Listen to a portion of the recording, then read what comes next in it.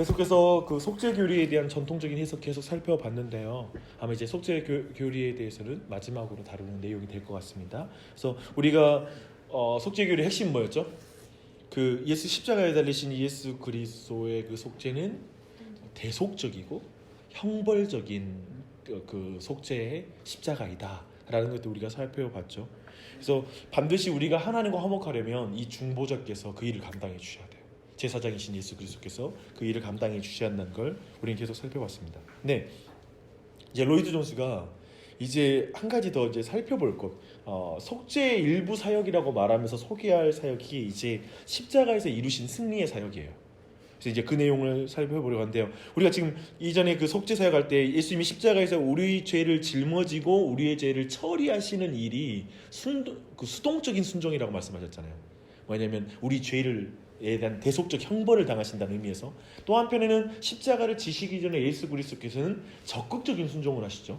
즉 율법의 완전하게 율법의 내용을 하나도 어기지 아니하시고 완전히 성취함으로 말미암아 의를 얻어서 결국 우리가 예수 그리스도를 믿을 때 우리의 죄가 예수님께 전가되어지고 예수님의 수동적 순종을 통해 죄의 형벌이 해결을 통해서 우리의 죄에 대한 형벌이 해결이 되고, 그리고 우리가 의로워져야 되는데, 근데 우리가 의로워지는 것은 예수 그리스도께서 그분의 의를 우리에게 전가시켜 주심으로 말미암아 우리가 의로워진다라는 그 지점까지 우리가 쭉 살펴봤죠.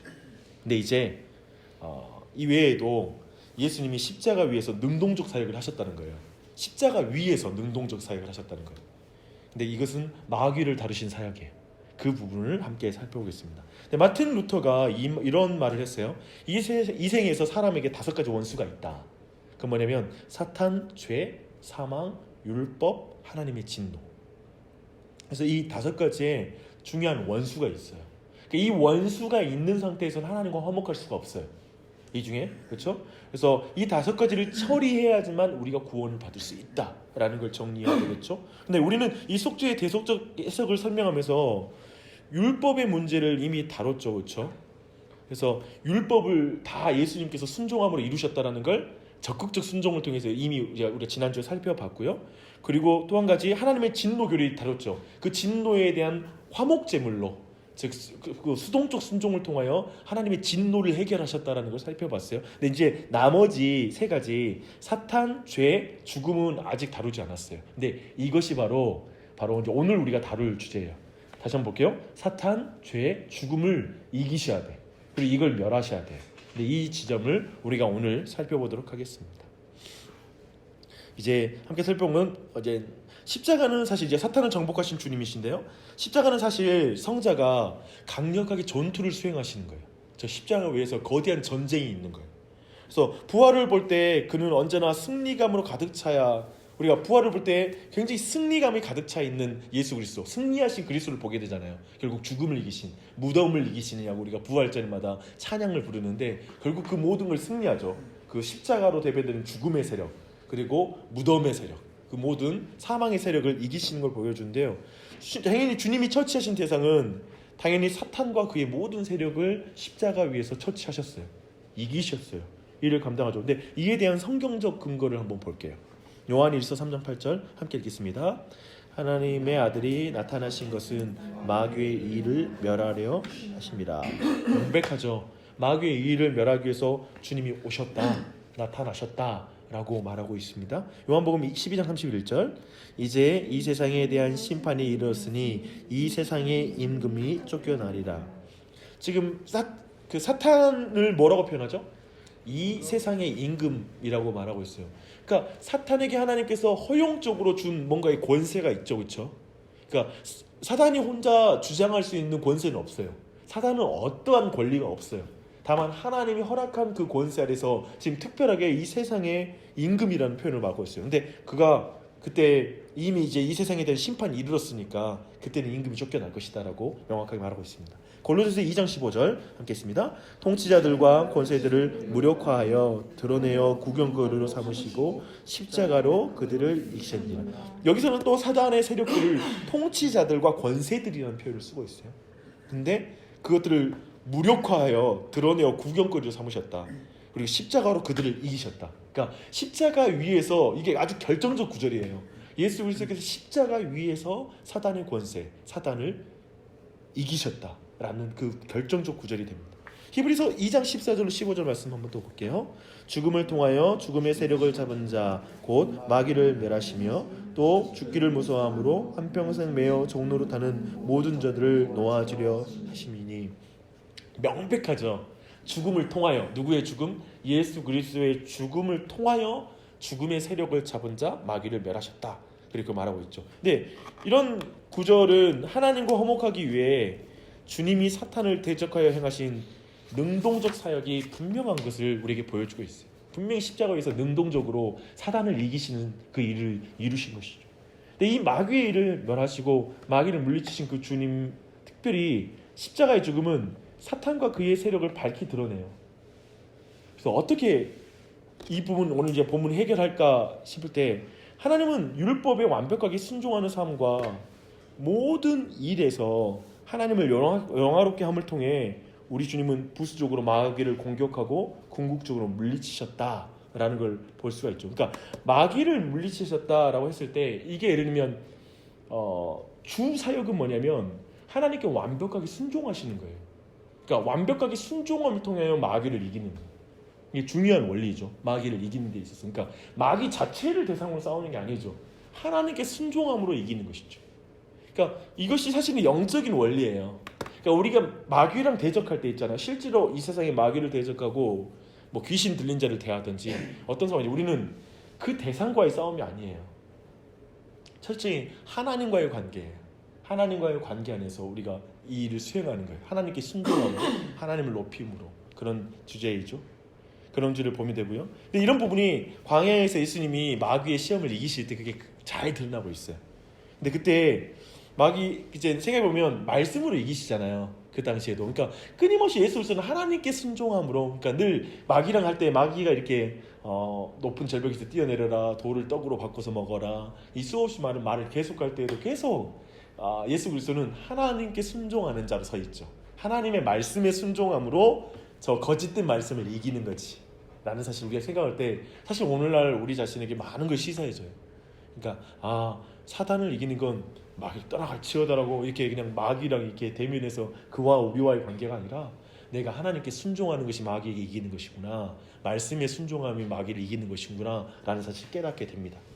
근데 생각해보면, 근데 그 당시 기록을 보면 이때 마귀를 쫓아낼 이기시고 나서 마귀가 잠시 동안 주님을 떠났다고 기록돼 있어요. 이 잠시 동안이라는 표현이 있어요.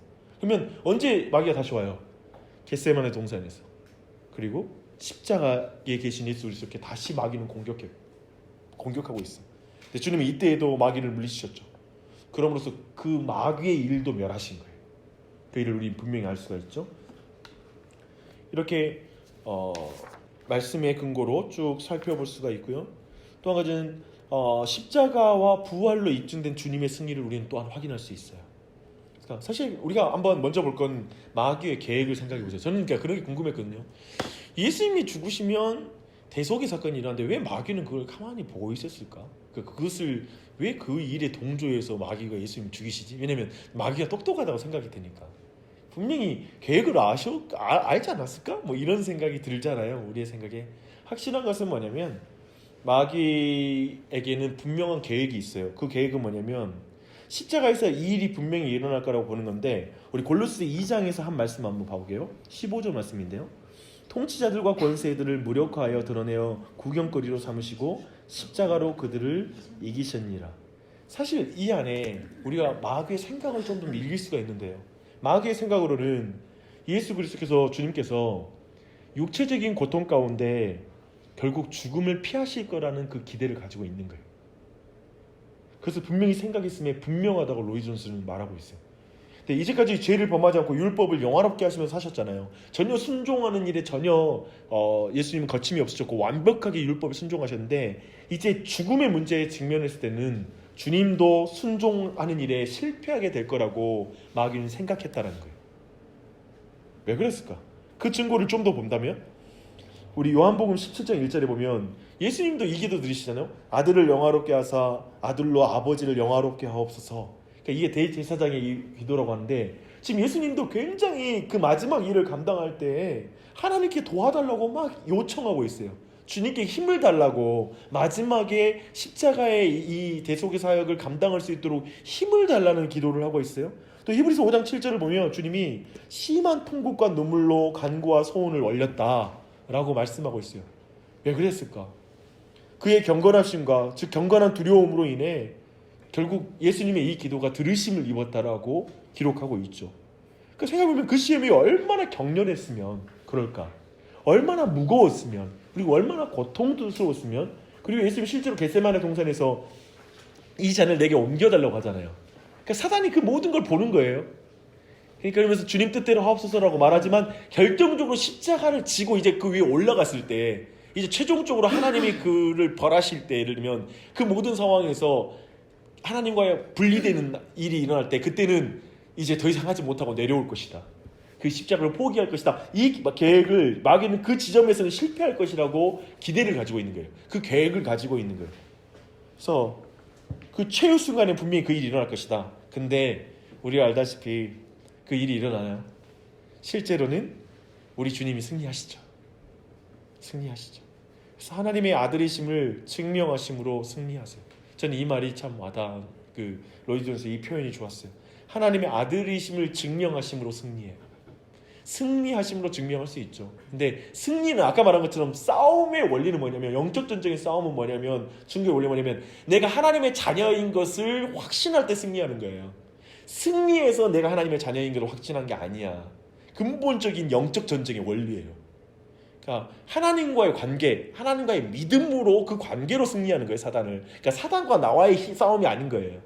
그리고 동일하게 예수 그리스도는 하나님의 아들이심을 증명하심으로, 그것을 드러내심으로 승리하세요. 그리고 예수님은 그 모든 일을 어떻게 드러내시냐면, 요한복음 19장 30절 말씀처럼 다 이루었다. 그러니까 내가 다 이루었다 라고 해서 하나님의 완벽한 순종, 그 모든 일을 끝까지 감당하심으로 마귀에게 이기시는 거예요. 요한복음 아까 말했던 요한복음 17장의 기도, 정말 강구했던 그 기도가 응답되는 거죠. 그렇죠? 대제사장의 기도, 아들로 영화롭게 하사 아들로 아버지를 영화롭게 하게 하옵소서라는 이 기도가 응답이 된 것이죠. 정말 아름답게 응답이 됐죠. 그래서 우리는 실제로 주님이 승리하신 걸 볼 수 있어요. 근데 이 일이 이제 부활로 입증돼요. 로마서 1장 4절 함께 읽어볼게요. 성결의 영으로는 죽은 자들 가운데서 부활하사 능력으로 하나님의 아들로 선포하셨으니 라고 말하죠. 보시면 여기에서 좀 늘 약간 거리끼는 게 어떤 표현이에요?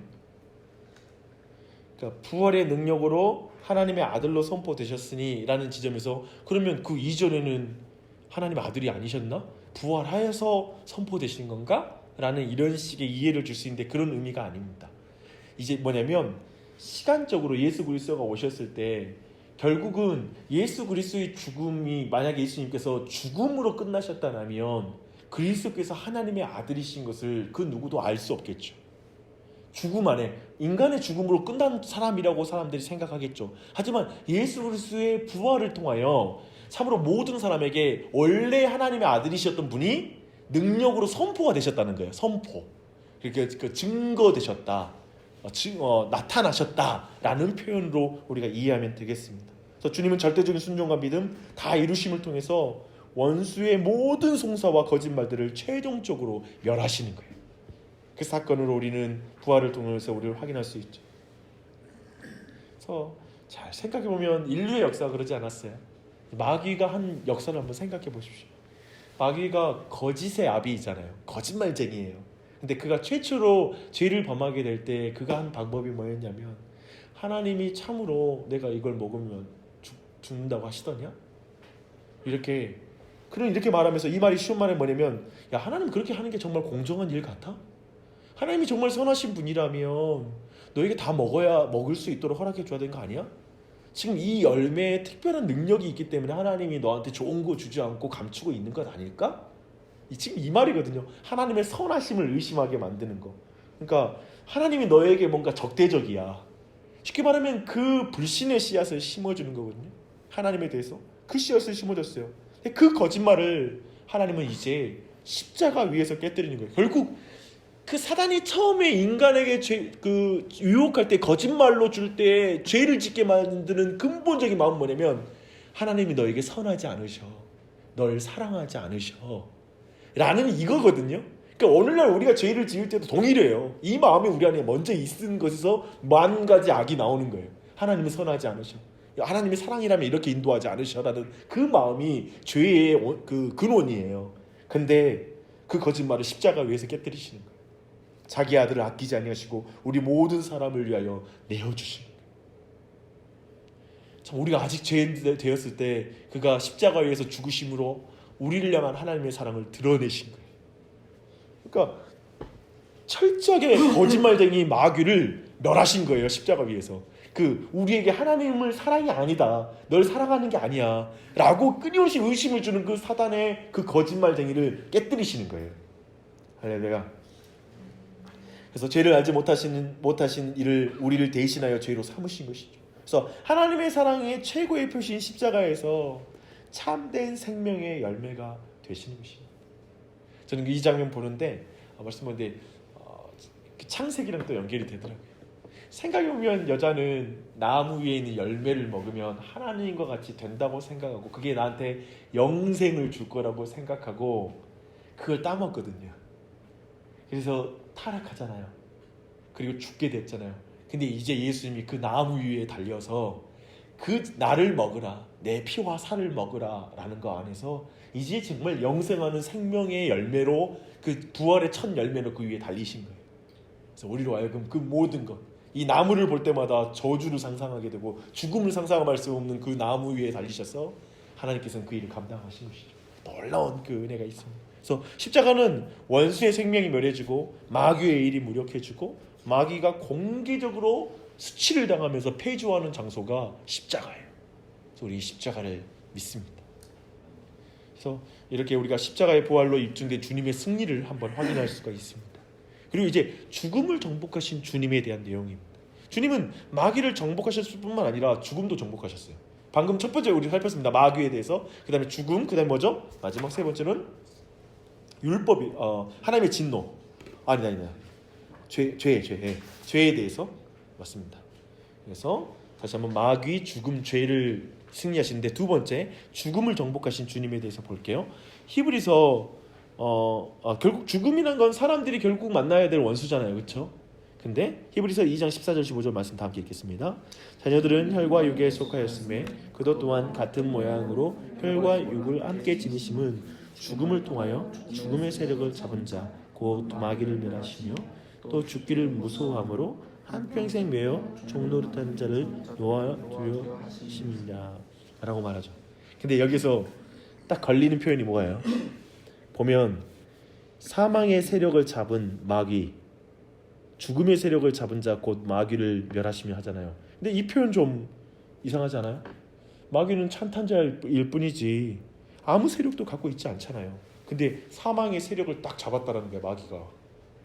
근데 이 구절 때문에 마귀에게 속전을 지불했다, 십자가 위에서. 그 이단적인 가르침이 여기 이 구절을 근거로 나와요. 그러니까 마귀가 죽음의 세력을 잡았으니까 우리를 딱 잡고 있잖아요. 그러니까 마귀한테 예수님이 십자가 위에서 제물로 속전 지불하고 우리를 거기서 샀다라는 거야.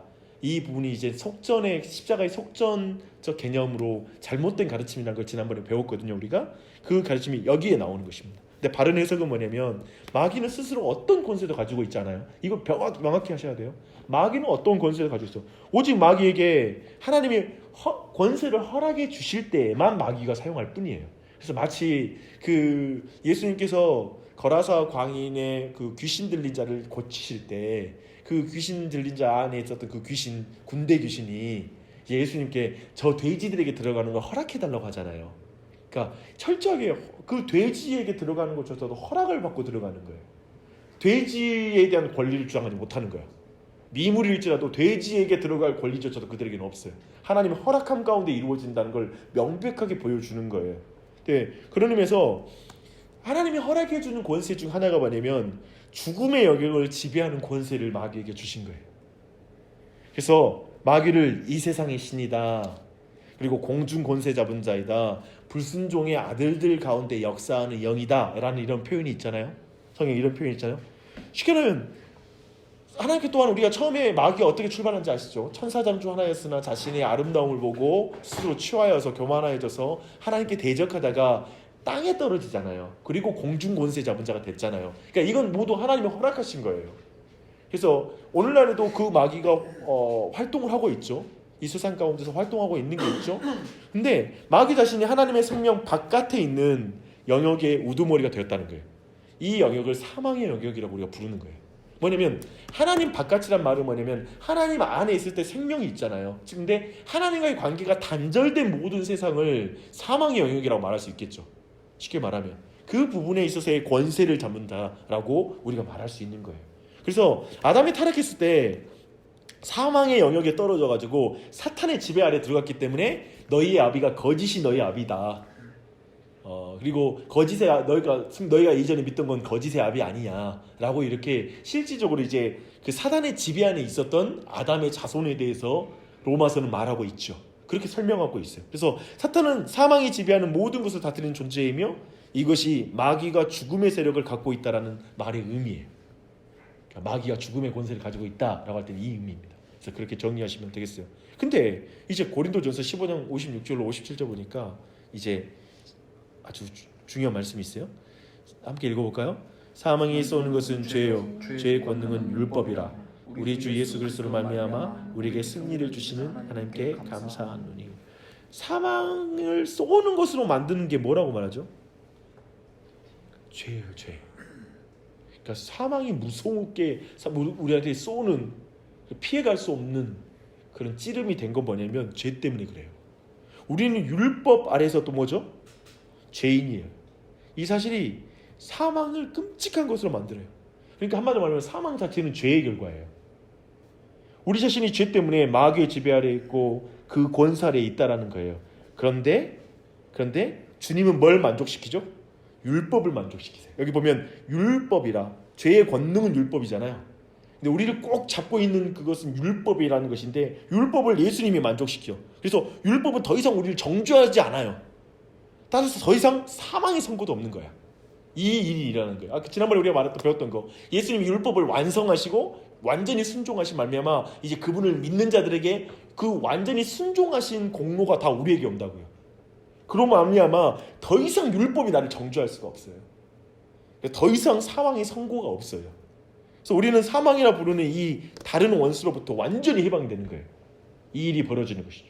그래서 히브리서 기자는 우리 주님이 십자가에서 죽으심을 통해 사탄뿐 아니라 죽음도 정복하셨다는 걸 분명하게 가르치는 거예요. 사망에 쏘는 것이 죄요 죄의 권능은 율법이라 우리 주 예수 그리스도로 말미암아 우리에게 승리를 주신 하나님 감사하더라 라는 걸 분명히 사탄뿐 아니라 죽음도 정복하셨다라는 걸 분명하게 말씀하고 있죠. 이 사실을 분명히 믿는 은혜를 기도합니다.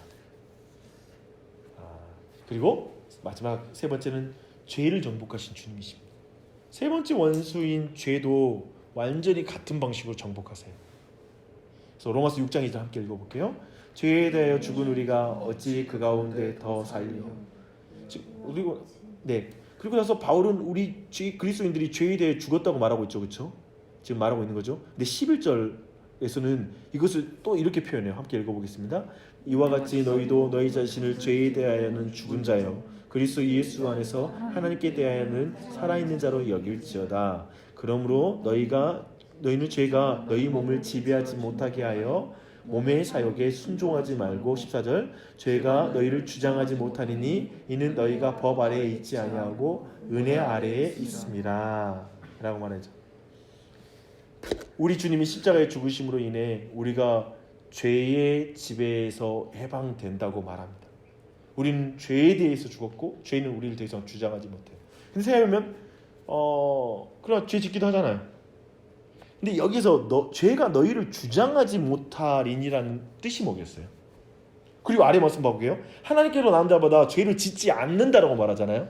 항상 이런 말씀이 우리에겐 너무 헷갈려요. 왜냐하면 내가 죄를 짓고 있기 때문에. 그러면 내가 하나님께로 안 난 거 아닐까? 라는 생각을 하게 돼요.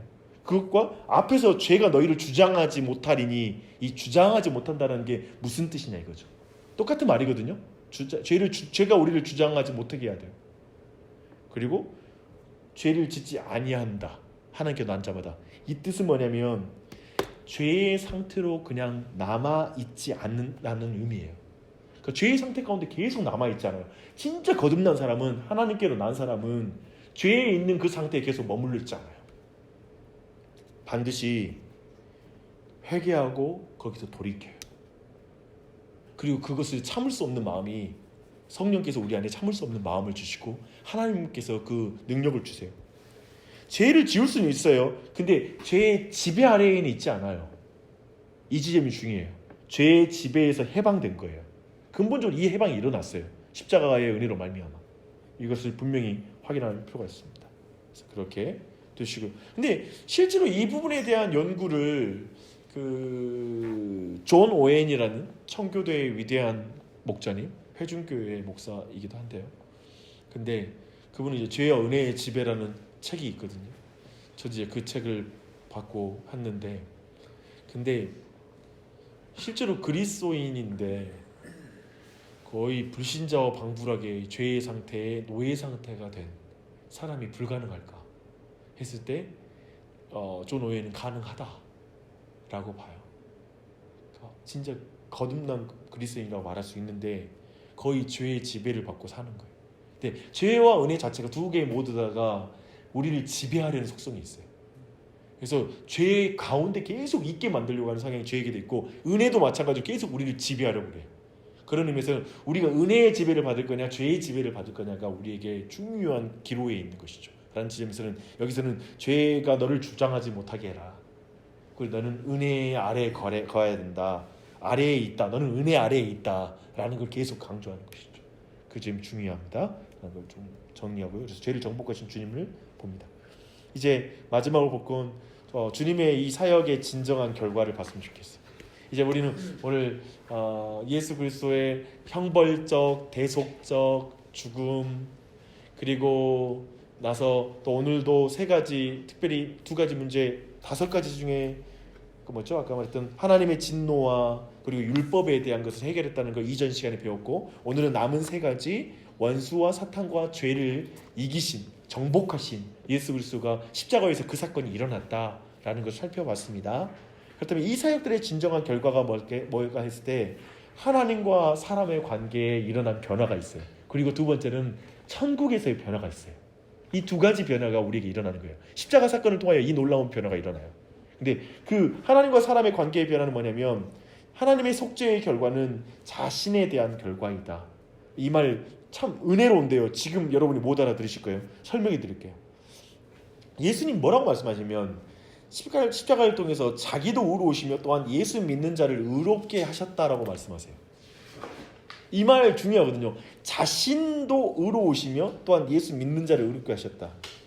이 말은 뭐냐면, 예수 그리스도의 속죄의 사역으로 말미암아 우리를 하나님께서 용서하시는 사건 자체도 의로운 사역이 되는 거예요. 그리스도의 그 십자가의 사역이 하나님의 의로우심을 드러내는 거예요. 그러니까 예수 그리스도의 십자가의 대속 사역은 근본적으로 우리를 구속하는 사역도 맞지만, 우리를 의롭게 만드는 사건이기도 하지만, 근본적으로 하나님의 의로우심을 위한 사건이에요. 이게 그 십자가의 결과라는 거지. 하나님을 더욱 의롭게 만드는 사건. 굉장히 이런 게 중요합니다. 이런 개념들이 굉장히 중요해요. 신학 안에서. 그리고 여러분이 복음의 부유함을 느끼려면 이런 주제를 굉장히 잘 알아야 돼요. 십자가가 단순히가 아니라 하나님의 의로우심을 드러내는 공의로운 사건이구나. 그럴 뿐만 아니라 그거로 말미암아 예수 믿는 자를 의롭다 하시는구나. 십자가는 이렇게 이중적으로 일어나는 거죠. 하나님께 나타난 예수님의 십자가의 사건은 성부 하나님의 의로움과 그리고 우리를 의롭게 하신 사역. 그래서 로마서 8장 34절과 33절 그 아래에 있는 놀라운 은혜의 말씀이 선포되는 거예요. 누가 정죄하리요 너희를? 누가 능히 하나님께서 택하신 자들 고발하리요? 그러잖아요. 하나님께서 택하신 자를 고발하리요. 그럼 우리는 말하잖아요. 아니 죄 짓지 않습니까? 그리스도인 죄 짓지 않습니까? 그런데 그 말이 됩니까? 택했다고 그렇게 죄 짓는 거? 그래서 대답하시는 거예요. 의롭다 하신 이는 하나님 자신이시니. 엄청난 말이죠. 의롭다 하신 이는 하나님 자신이다. 이미 그 의로운 심판을 예수 그리스도께서 십자가 위에서 감당하셨다. 그러니까 너가 고발할 수 있는 게 아무것도 없다. 하나님도 이에게서 죄를 찾을 수 없다라고 보는 거죠. 근데 한 가지 주의하시게요. 전 좀 이걸 주의해서 봤는데 그리스도인들이 마음껏 죄를 짓고 마음껏 회개한다 이런 개념으로 가서는 안 돼요. 이 부분의 주제를. 그러니까 뭐 누가 고발해? 죄 짓고 마음대로 짓고 이게 뭐 구원파적인 믿음이죠. 근데 그런 걸 의미하는 건 아닙니다. 지금 대속적 관점에서 지금 예수님 십자가의 관점에서 분명히 이걸 확인하는 거예요. 나는 이게 여러분 굉장한 감격이 됐으면 좋겠어요. 야, 누가 너 정죄해? 누가 능히 하나님 택하신 자를 고발하려? 의롭다 하시는 하나님 자신이다. 하나님이시다. 라는 것은 굉장한 선언이고 말씀입니다. 그래서 이렇게 하나님과 우리 관계가 엄청난 변화가 경험되죠. 그렇죠? 이 예수님의 속죄 사역으로. 그리고 천국에서도 이런 변화가 일어나요. 십자가의 일로 천국의 변화가 일어났어요. 히브리서 9장 23절 함께 읽겠습니다. 그러므로 하늘에 있는 것들의 모형은 이런 것들로서 정결하게 할 필요가 있었으나 하늘에 있는 그것들은 이런 것들보다 더 좋은 제물로 할지니라. 그 아래 있는 말씀까지 읽을게요. 그리스도께서는 참것의 그림자인 손으로 만든 성소에 들어가지 아니하시고 성소에 들어가지 아니하시고 바로 그 하늘에 들어가사 이제 우리를 위하여 하나님 앞에 나타나시고. 한번 봐봐요. 지금 히브리 저자의 그 지금 논리가 이거예요. 뭐냐면 과거에 있던 성막, 성전은 그리고 거기 안에 있는 기구들과 재물들과 모든 것들은 결국 짐승의 피가 뿌려져야 됐잖아요. 그리고 짐승의 피가 뿌려지고 들어갈 수 있는 장소가 되잖아요. 그런데 이 모든 것들은 하늘에 있는 것의 모형이다. 근데 지금 이 하늘에 있는 이 모형은 정결케 하는 것은 짐승의 피인데, 그러나 하늘의 원형은, 하늘에 있는 진정한 성소는 더 좋은 것을 통해서 경결케 된다. 근데 그 좋은 것은 예수 그리스도의 피이다 라는 지금 이 논리인 것이죠. 그래서 그 피를 통해 더 좋은 제물로 그것이 정결케 된다 라는 표현을 쓰는 것이죠. 그래서 이 표현을 통해 지금 천국의 놀라운 변화가 일어나는 거예요. 십자가 사건을 통해서 천국의 놀라운 변화가 이런 지점들. 좀 부수적으로 볼 수 있는 다른 한 가지는 사단이 하늘에서 떨어지잖아요. 엄청난 머리가 깨진 거죠. 그걸 표현하는 거예요. 사단의 머리가 깨졌다라는 표현이잖아. 그러니까 그 창세기에서 우리가 보았던 원시복음에서 이제 여자의 후손이 그 머리를 깨뜨리셨다 했을 때 이제 결국 십자가 사건을 통해 사단의 머리가 깨지죠. 그리고 지금 여전히 사단이 활동하고 있잖아요. 그것은 머리가 깨진 뱀이 꿈틀거리는 것이죠. 이렇게 여전히 꿈틀거리잖아요. 굉장히 오랜 시간 꿈틀거리잖아요. 제가 듣기로는 아무튼 뱀이 굉장히 오래 살아있다고 하더라고요. 뭐 머리가 깨지거나 이럴지라도 그 몸이 꿈틀거리는 것들이. 그래서 마치 그런 것들과 같다고 보시면 되죠. 그래서 이제 것으로 보고 마지막으로 이렇게 주님께서 이렇게 십자가에서 이게 능동적으로 사역하셨잖아요, 그렇죠? 우리가 볼 때는 십자가는 패배였는데, 그리고 사단이 얼마나 무섭겠어요. 그리고 자기가 승리했다라고 외쳤다고 말할 수 있는 게 저 십자가 위죠. 그래서 웃었겠죠. 소리를 짓고 그리고 소리를 지르면서 웃었겠죠. 근데 오직 대속자여 죄를 지으신 분으로만 거기에 있는 게 아니라 이분은 동시에 마귀와 죄의 죽음에 대해서 우리가 지금까지 고찰한 이런 내용들을 행하셨어요. 다 정복하셨습니다. 그래서 요한복음 14장 1절 2절 말씀으로 로이드 존스는 마무리를 해요. 너희는 마음에 근심하지 말라. 하나님을 믿으니 또 나를 믿으라. 내 아버지 집에 거할 것이 많도다. 그렇지 않으면 너희에게 일렀으리라. 내가 너희를 위하여 거처를 예비하러 가노니 라고 말합니다. 주님이 우리를 위해 처소를 예비하려면 먼저 마귀의 일, 죄, 그리고 죄의 지배, 그리고 사망의 무덤을 멸해야지만이 우리는 하늘에 있는 그 처소로 갈 수 있어요. 근데 예수님이 화목제물이 되어서 죄를 제거했을 뿐만 아니라 하늘에 우리 집을 마련해 놨어요. 그러니까 십자가 사건은 하늘에 내 집을 마련하는 사건이죠. 처소를 예비하기 위해서 이 모든 일을 이루신 사건입니다. 그래서 이 하나님을 믿고 이 십자가를 믿고 또 하나님 앞에 나아가는 우리 모두가 되길 바랍니다.